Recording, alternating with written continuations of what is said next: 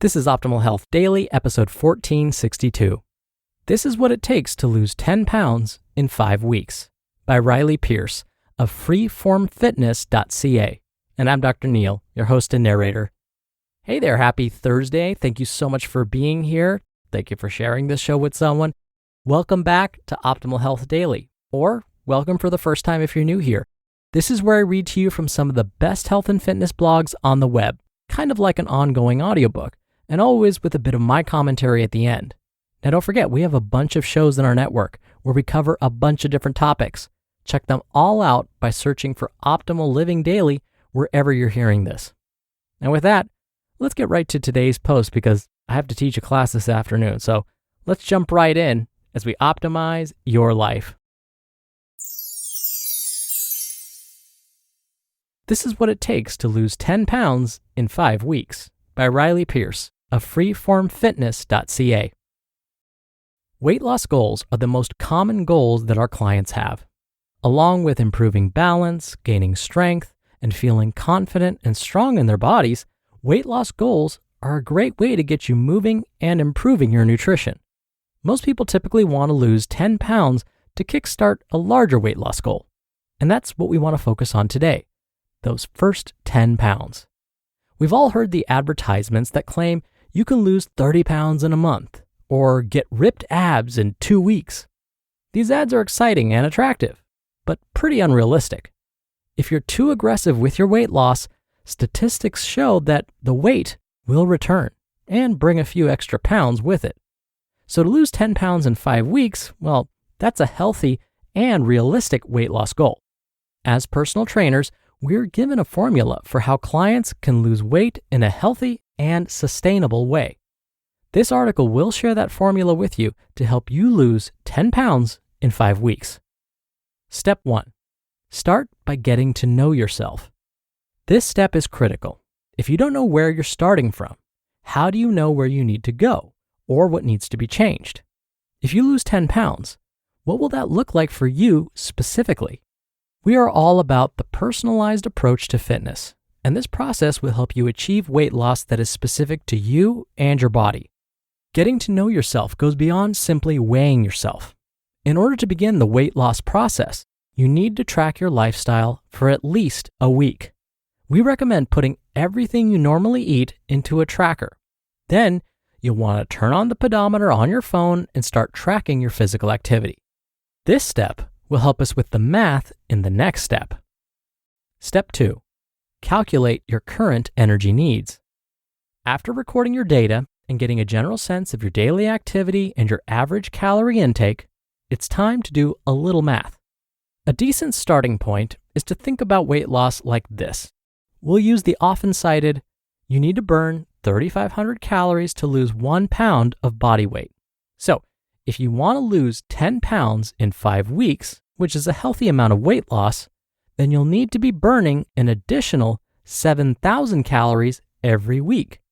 Now, there are a few ways to approach this. 1. Take your current average calorie intake and cut that back by 1,000 calories per day. This is difficult to do. 2. Take your current average calorie intake and cut it back by 500 calories per day and commit to burning 500 calories via exercise. Now, this is not as difficult as the first suggestion, but still somewhat difficult. So you see how both of them are sort of difficult? It's like the old saying goes, if it were easy, everyone would be doing it. The body likes to hold on to weight because that additional weight acts as an energy storage system. If we were ever to go into a time where there was less food available, our bodies would have the stored energy to get us through the time of less food. Step number 3, create your plan of action. Okay, so you've made it through steps 1 and 2, you know how many calories you need to be consuming every day, and you've set yourself a daily calorie burn goal. Now what? Well, it's time to get specific about how you'll achieve both of those. Cutting back calories can be tough and can leave us feeling restricted. Feeling restricted leads to a rebellious mindset. It's like when someone tells you you can't have something or can't do something, for some reason, you now always want that thing. So, in order to be successful, you need to create a nutrition plan for yourself that doesn't leave you feeling restricted, but also adheres to your calorie goal. How do you do that? Now, this answer may surprise you. Eat a whole food, nutrient-dense, colorful diet.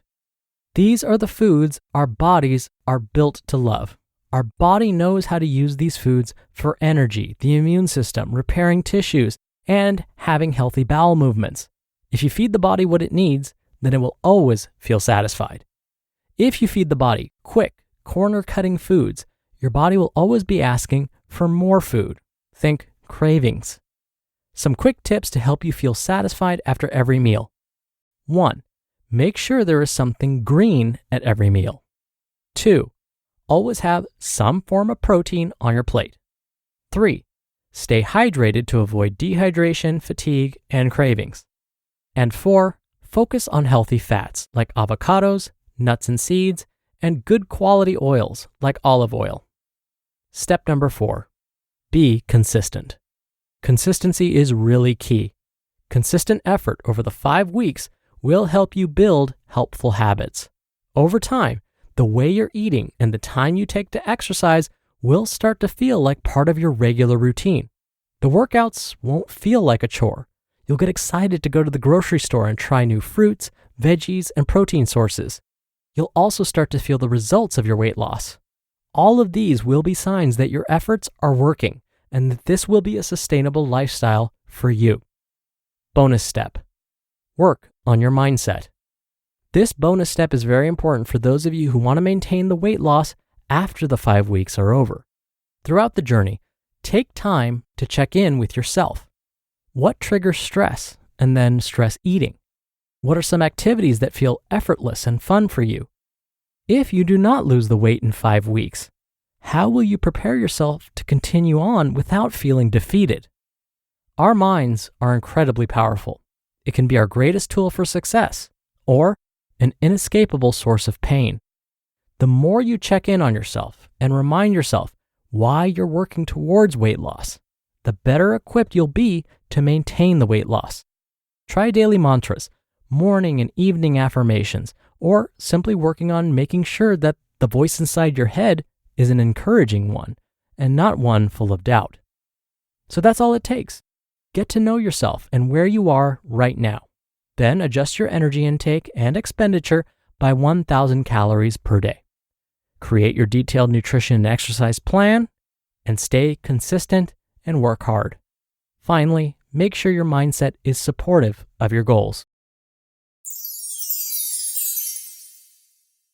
You just listened to the post titled, "This is What It Takes to Lose 10 Pounds in 5 Weeks" by Riley Pearce of freeformfitness.ca.